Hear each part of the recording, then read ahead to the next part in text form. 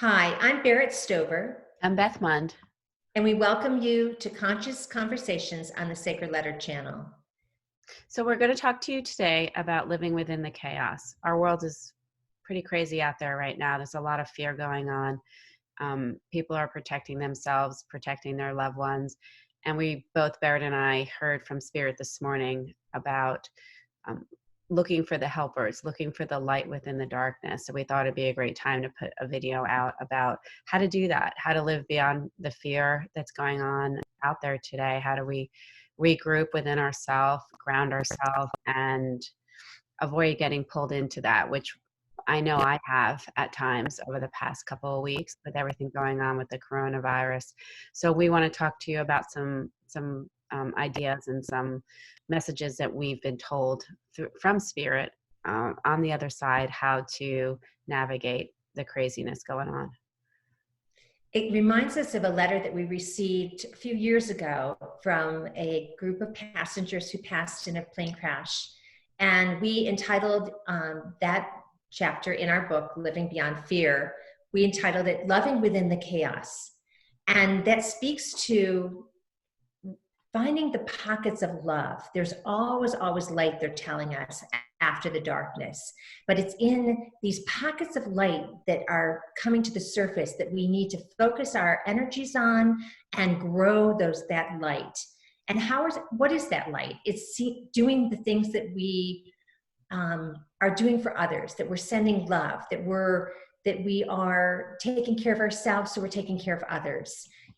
It reminds me when people say, the most, ordinary people doing these extraordinary things. But I really think it's speaking to the extraordinary really is the ordinary, right? We are such extraordinary people.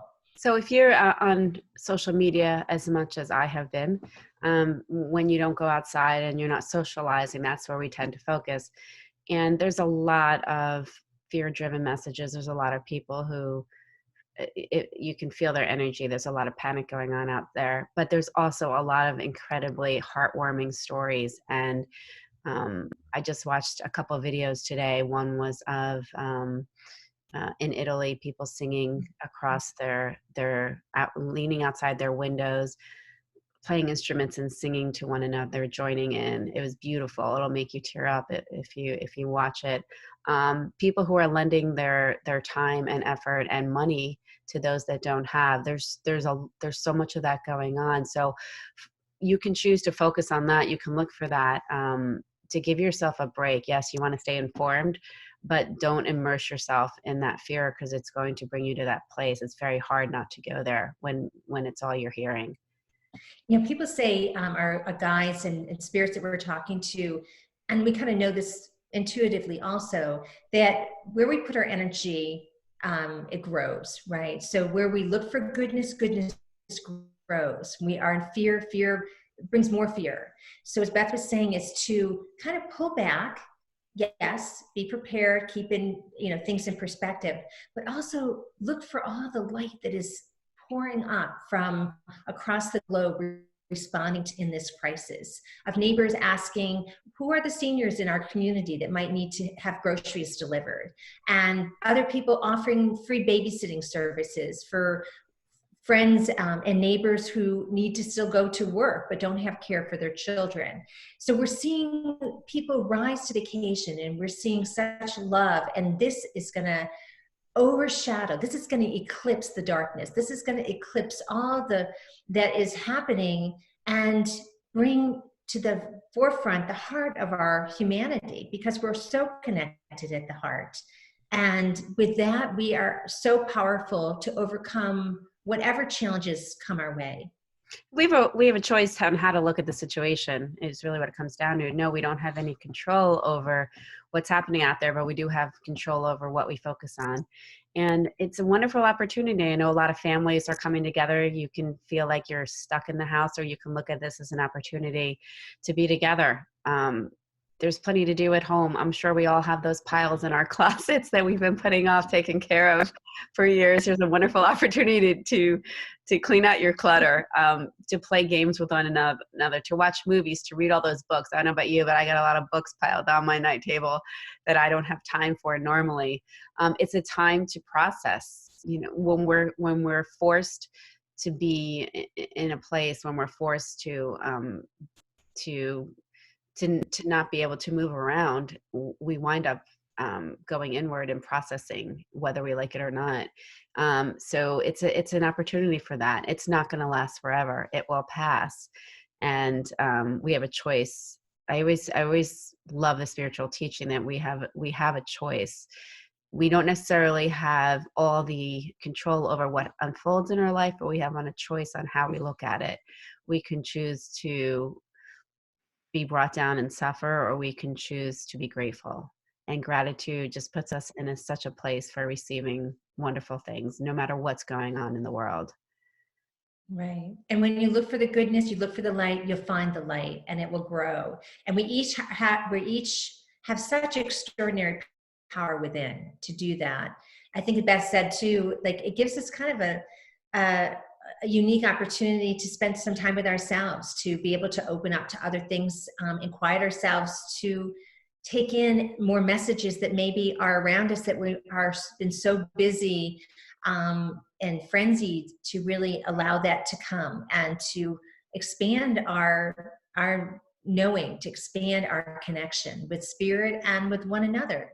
Yes, and I'm being reminded, I feel spirit right now. I'm being reminded to stay in your heart. It's so easy to go into our heads and get caught up in those thoughts that send you down the rabbit hole. Oh my God, what if? Just hearing the stories, or the worst case scenario. Every time we do that, we need to remember to go into our heart and stay within our heart. And those stories will start to fade away.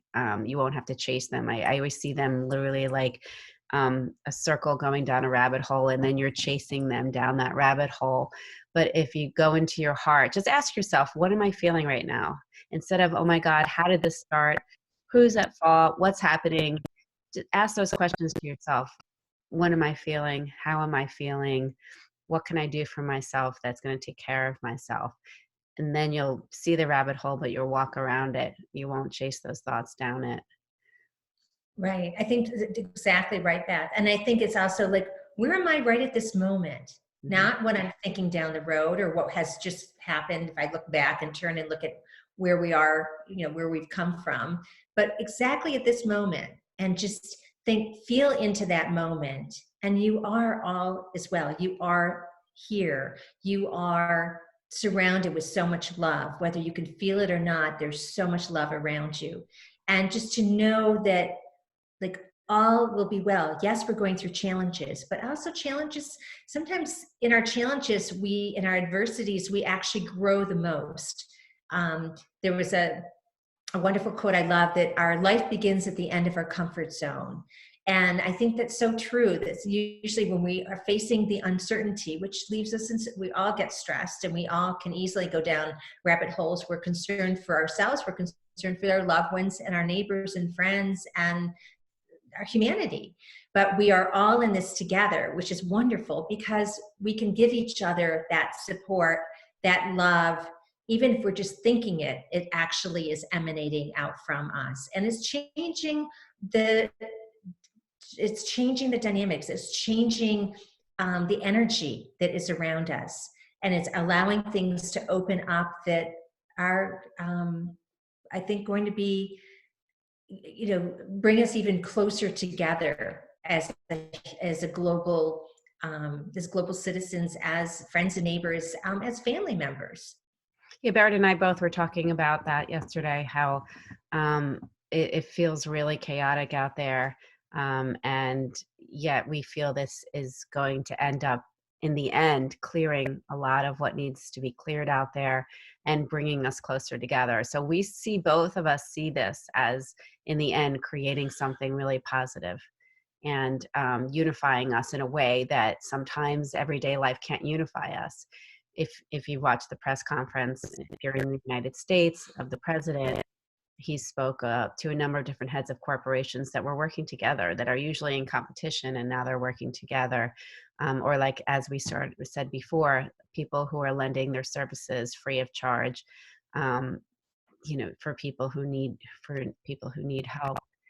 So it always, things look worse before they get better. It's just natural part of change, and we're going through growing pains right now, and there's going to be some more. But in the end, we both feel we can feel the positive outcome of it.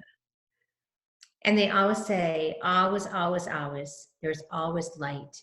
In the darkness, you see the light, right? And there's always, always light after the darkness. And to just know that it's there, and just to rest your thoughts on it's there. And know that if you listen to your heart and your intuition, you'll most likely be guided in the right place. And to trust that, and to know that all will be well. Yeah, so we all have our own inner GPS. We all have our own intuition. And I know for me, when I go into fear, it gets in the way of my intuition. But at the same time, I realize if I am in fear, it's a wonderful sign for me to take a step back and remember that I have gone off of following my intuition somewhere if I'm in fear. So it's just a little bit of a message for me to go back in and go back to following my intuition and not getting caught up in that fear. We're going to do a later video on how to follow your intuition. We've worked a lot with it ourselves, and we've received messages about it. And connect with us on Facebook, because we're trying to post positive messages, empowering messages of light. So connect with us there, interact with us, and if you have any questions or need any help with anything, you can reach out to us. Our website's always posted below our videos, and a way to get in touch with us. And we'd love to hear from you. To know your thoughts on our videos.